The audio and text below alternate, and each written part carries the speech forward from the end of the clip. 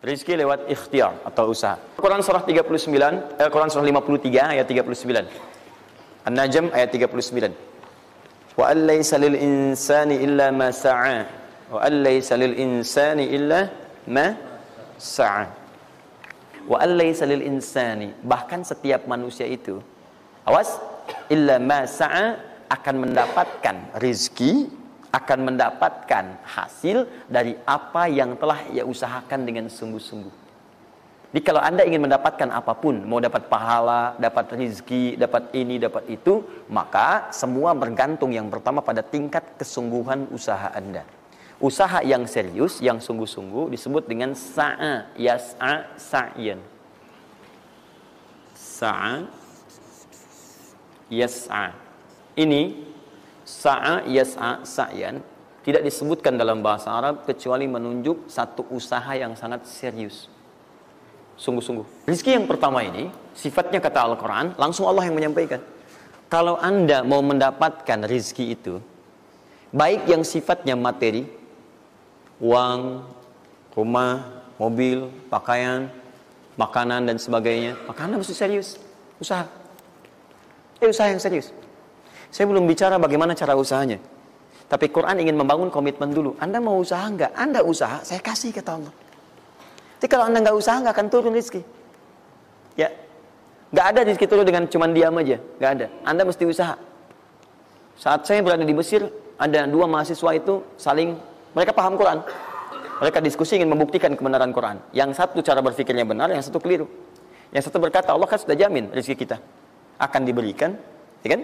Sampai kita wafat sempurna rizki. Jadi nggak nyari pun pasti dikasih. Cara berpikirnya seperti itu. Ini yang dipakai oleh orang liberal sekarang. Nah, maksudnya logika semacam ini. Yang satu lagi berkata, memang Allah kasih, cuman kita mesti usaha. Dia sebutkan beberapa ayatnya. Yang satu bertahan dengan pendapatnya. Dia ingin buktikan, saya masuk nanti ke masjid. Kalau di Timur Tengah itu suka ada zawiyah, tempat-tempat khusus untuk ibadah. Dia masuk ke dalamnya, sembunyi di belakang meja. Nah, di masjid itu suka ada muhsinin, para donatur yang itikaf, kasih makan. Hari pertama semua dikasih, dia tidak karena ngumpet. Karena perjanjiannya nggak boleh ada usaha apapun. Hari kedua dia masih ngumpet, nggak dikasih, semua dikasih yang ada. Hari ketiga sudah lapar sekali, sudah nggak tahan. Begitu udah dikasihkan, yang muhsinnya tanya, hal min akhar, ada lagi yang lain nggak? DKM jawab karena nggak tahu, kan ngumpet, nggak ada yang lain. Baik, kalau gitu saya kasih ke tempat lain. Karena beranjak mendengar suara itu, dia langsung kasih kode dengan berdahan. Kaget kan DKM. Begitu dibuka ada orang ngumpet di belakang meja, sudah kelaparan. Akhirnya dia ada orang satu lagi di sini, langsung dikasih bagiannya sampai dengan 3 bungkus. Begitu dikasihkan itu, teman yang kedua tadi yang mengatakan mesti ada usaha langsung mengejar pada teman yang bersembunyi. Dan dia katakan, kan saya bilang dari awal, rezeki itu mesti dicari walaupun dengan sama. Saya juga sama, Ustadz pemateri misalnya kan, begitu kehausan ya, dia kan, misal panitia datang, macam-macam. Misal, itu contoh. Saya nggak biasa ceramah sambil minum. Nah, jadi prinsip yang pertama, kita harus punya komitmen yang kuat dengan Allah. Kata Allah, kerja ya kerja. Kata Allah, usaha ya usaha, jangan diam. Di usaha itu sepanjang keluar yang disebut usaha dari dalam tubuh kita.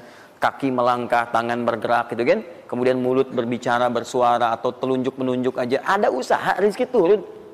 Apa butuh pembuktian lagi? Tuh lihat di beberapa belokan-belokan tuh. Cuman orang begini aja, prit, 1.000, makasih Pak. 2.000, makasih bos. Ya kan? 5.000, paman. Om. Wah, jelas ya? Paham ya? Nah, ini yang pertama, usaha yang serius. Nah, ini langsung dicontohkan oleh Allah. Bahkan kalau Anda serius, nah perhatikan, ini jejaknya langsung ditemukan dan diabadikan dalam Al-Quran. Ada beberapa tahapan yang mesti kita tahu. Satu, perhatikan cara keseriusan yang digambarkan dalam Al-Quran. Teman-teman, kalau saya sebutkan sa'ah dalam Al-Quran, mungkin agak banyak kita mencarinya, butuh energi. Tapi kalau saya ilustrasikan begini, antum insya Allah akan lebih cepat menemukan. Kalau kita haji atau umrah, kemudian ada ritual setelah tawaf, namanya apa? Sa'i. Apa itu sa'i? Tuh kan lari-lari kecil. Kalau lari-lari besar, maraton. Kan sudah saya tuliskan di atas. Sa'i itu kan dari sini tulisannya. Dari mana sa'i itu? Safa ke Marwah. Ya buka Quran surah kedua ayat 158. Paling kiri di pertengahan. Innas safa wal marwata min sya'airillah. Faman hajjal bait aw i'tamara fala junaha alaihi ay yatawafa bihima. Man tatawwa khairan fa innallaha syakirun alim. Lihat sini. Ibadah ini kenapa dinamakan dengan sa'i? Dan sementara orang sekarang agak kurang tepat menerjemahkan dengan lari-lari kecil. Dalam bahasa Arab lari kecil bukan sa'i. Dalam bahasa Arab lari-lari kecil itu bukan sa'i. Ingat baik-baik kalimat ini. Kenapa dinamakan dengan sa'i? Karena di tempat ini pernah ada satu sosok yang sangat bersungguh-sungguh untuk berusaha. Sangat serius. Untuk mendapatkan rizki dari Allah Subhanahu wa ta'ala. Sosok ini datang, diantarkan oleh suaminya. Kemudian ketika diantarkan, ternyata ini yang paling menarik. Ini yang saya berikan 3 panah ini. Diabadikan kisah ini di Quran surah ke-14 ayat ke-37. Pertama diantarkan. Ya begitu tiba suami, istrinya dengan anak yang baru lahir, tiba-tiba langsung bermohon kepada Allah. Perhatikan, bukankah Allah pemilik rezeki? Masih ingat tadi teori di awal? Pusat rezeki ada di mana? Baik. Nah, ini teman-teman sekalian, kaidah yang pertama, kalau antum ingin berikhtiar berusaha, maka hal yang pertama dilakukan adalah mendekat dulu kepada pemiliknya. Mohon minta kemudahan, minta petunjuk, minta kenyamanan, minta keberkahan. Itulah sebabnya sebelum kita berangkat, kita sholat dulu. Sholat subuh, sholat fajar, menghadap, usahakan. Makanya Nabi setelah selesai sholat, itu selalu meminta kepada Allah diberikan petunjuk mendapatkan rezeki. Ya, yang di Ibnu Majah nomor hadis 925 itu, Allahumma inni as'aluka ilman nafi'a wa rizqan thayyiba wa amalan mutaqabbala. Minta. Kalau dalam bahasa kita, ya Allah berikan saya hal yang bermanfaat, ilmu bermanfaat dan rezeki terbaik di hari ini. Minta. Minta. Nah, begitu sampai beliau bermohon pada Allah, Rabbana inni askantu min dzurriyyati biwadin ghairi dzi zar'in inda baitikal muhram. Perhatikan ya. Ya Allah, saya bermohon kepadamu, Engkau yang merawat kami, memerhatikan kami, memberikan rezeki kepada kami. Sifat rububiyah yang disebutkan namanya Rabb. Begitu meminta kepada Allah, ya Allah sekarang saya diperintahkan olehmu sebagai tawadu. Nabi Ibrahim mengatakan, saya menempatkan sebagian keturunan saya, istri saya, anak saya di satu tempat yang sangat gersang. Anda bayang nggak? Tempatnya gersang, gunung-gunungnya itu, batu-batunya itu rapat luar biasa, kerasnya luar biasa, dan nggak ditemukan sumber air di situ. Artinya ini kondisi yang paling dalam lah, ya. Kondisi yang paling sulit didapatkan. Jadi selevel tumbuhan pun nggak ada. Jadi saya mau katakan begini, lihat ya. Anda pergi ke satu tempat, Anda berusaha tuh masih ada. Google-nya ada, bangunannya ada, kendaraan ada, modal ada. Tinggal kelihatan semuanya jadi aktiva semua tuh. Tinggal kita olah aja. Ada orang yang pernah mendatangi tempat yang semuanya nggak ada bahan-bahannya. Bayang ya? Kosong. Tuh, saya pernah satu kali waktu ada krisis itu, beberapa ke belakang, itu semua showroom macam-macam itu pada jatuh. Dan saya diundang ke Hyundai untuk ngasih motivasi, ngasih training. Pertama kali saya dibawa itu, teman-teman sekalian, saya dibawa ke showroom mereka, selapangan tuh, isinya mobil semua. Mobil, apa perkataan pertamanya? Kata manajernya, Ustaz, itu biasanya kami kosong nih. Sekarang banyak seperti ini katanya. Mohon nanti diberikan gambaran seperti apa kami mesti semangat macam ini. Saya bilang, Pak, Bapak itu luar biasa ya. Tahu nggak Pak, orang yang pertama kali menemukan mobil, jangankan mobil begininya, bahannya aja susah nyarinya. Masuk kemudian ke showroom aja nggak ada, di belakang rumahnya cuma otak-atik cari bahan macam-macam, jadi yang sederhana. Ya dari situ aja jadi mobil. Bapak sekarang udah ada mobilnya, tinggal dipasarin aja. Nah sekarang banyak orang banyak mengeluh. Nabi Ibrahim dulu cuma bawa istrinya ke tempat yang gersang luar biasa, nggak ada potensi apa-apa, materinya kosong, itu gersang, tumbuhan nggak tumbuh. Apa yang terjadi? Begitu sampai di situ, satu kalimat ketika meninggalkan Ibrahim istrinya Sayyidah Hajar dengan anaknya Ismail alaihissalam. Maka pertanyaan pertama dalam satu riwayat, ahadza min amrillah, apakah semua ini ketetapan Allah? Maka dijawab bala. Perhatikan prinsipnya, selama ini ketetapan Allah, maka Allah tidak akan menyia-nyiakan saya. Dan rizki telah Allah tetapkan kepada kita, maka Allah tidak akan pernah menyia-nyiakan kita. Paham ya? Jadi kalau Anda ditempatkan di kondisi apapun, bahkan mulai belum bekerja, baru lulus kuliah, bahkan mulai baru membuat satu bisnis misalnya, atau macam-macam halnya, ingat, ada yang lebih buruk kondisinya daripada Anda, yang semua bahannya bahkan belum didapatkan. Dan dia yakin dengan Allah. Sepanjang Anda punya Allah, maka semua akan mudah bagi Anda. Ini prinsip yang pertama. Jelas ya? Nah, kalau sudah paham sampai sini, belum berhenti karena ada komitmen untuk usaha. Apa usahanya? Maka Ismail menangis satu saat, dan Allah tetapkan asinya nggak keluar dari ibunya. Begitu tidak keluar, nah anak ini kan pasti bergejolak. Tangan bergerak, kaki bergerak, disimpan di bawah. Saat bergerak itu kakinya menghunjam ke tanah, tangan bergerak, nggak keluar apapun. Ibunya ini yang menempuh usaha yang sangat serius untuk mencari. Dia tahu kalau cuma diam nggak akan datang. Maka ibunya menerapkan satu ketentuan pertama yang nanti diabadikan dalam Al-Quran, yaitu teori rezeki dengan ikhtiar, mencari cara yang serius. Nah, cuma apa yang akan kita keluarkan saat ini terlepas dari usaha apapun yang Anda kerjakan saat ini. Tapi teori dasarnya adalah ketika Anda menempuh usaha yang serius ini, ada beberapa tahapan yang mesti Anda lalui. Yang pertama beliau lakukan, beliau kemudian mencari itu dengan semangat, naik ke satu bukit. Naik. Bukit apa namanya? Kapan bukit itu dinamai dengan Sofa? Ini persoalannya. Belakangan kan? Belakangan, setelah itu bukit Sofa. Dari mana munculnya Sofa? Sofa itu kan kalau kita gali dari akar katanya, ya berasal dari kata tasfiyah. Ya, Sofa, yasfi, sofyan, wa tasfiyatan, wa sofian, wa sufyanan. Kalau pakai sin, sufyan. Kalau pakai sod, sufyanan. Sofiyun. Tasfiyah artinya menyaring sesuatu yang kotor, sehingga yang bersih aja yang kelihatan. Kalau Anda menyaring sesuatu, saring, bersihnya itu ada, kotornya hilang, dibuang. Itu namanya tasfiyah. Pakai ta, sod, fa, ya, ta. Ini. Hasilnya disebut dengan sofa. Orangnya disebut dengan Sofi atau Sufi. Perempuannya disebut dengan Sofia. Jadi kalau ada yang namanya misalnya Sufi atau Sofia, ini orang yang mampu menyaring segala yang kotor dalam dirinya, sehingga yang keluarnya yang baik-baik aja. Kalau bicara, ada yang provokasi, mau ngucapan yang kotor, dia tahan. Keluarnya yang baik. Mau melihat, ada yang kotor, dia palingkan. Dia yang baik. Itu Sofia. Perempuannya, laki-lakinya Sofi. Ya, atau Sufi. Baik. Nah, Sofa, kenapa disebut dengan Sofa bukitnya? Karena pada saat itu, walaupun tidak ada modal, situasinya sulit, beliau bisa menyaring keadaan dirinya, sehingga menghilangkan yang kotor-kotor dalam benaknya, dan yang ada cuma prasangka baik kepada Allah Subhanahu wa Ta'ala. Maksudnya Pak, kalau Anda ingin memulai usaha, sehebat apapun, walaupun gak ada modal, gak ada apapun, hal pertama modal terbaik yang Anda mesti lakukan adalah berprasangka baiklah kepada Allah Subhanahu wa Ta'ala. Sofa. Positive thinking kepada Allah. Allah sudah janjikan kepada saya, maka saya akan memenuhi apa yang Allah perintahkan. Dan akhirnya Allah memberikan apa yang dijanjikan. Sudah ya? Kalau Anda memulai dengan perasaan yang baik, yang positif, nanti Allah akan angkat Anda berada di puncak seperti Sayyidah Hajar naik ke atas bukit itu. Sudah ya? Dan perasaan Anda pun akan enak. Tapi kalau belum apa-apa Anda sudah negative thinking kepada Allah, maka mohon maaf, jangankan rizkinya, maka usaha Anda pun tidak akan maksimal, effortnya akan sangat kurang. Anda baru mau ke kantor, terus tiba-tiba melihat mendung, ya, terus orang udah mulai macet, terus negatif muncul di situ, ya mendung, macet. Terus apakah dengan mengatakan ya mendung dan macet, kemudian macet itu akan terurai? Mendung itu akan sirna? Tidak. Sampai Anda bikin status pun nggak akan pernah kelar. Ceklik, hari ini Bekasi macet. Terus Anda ngapain? Jadi kalau Anda mau mengawali sesuatu, maka positive thinking kepada Allah. Bismillah.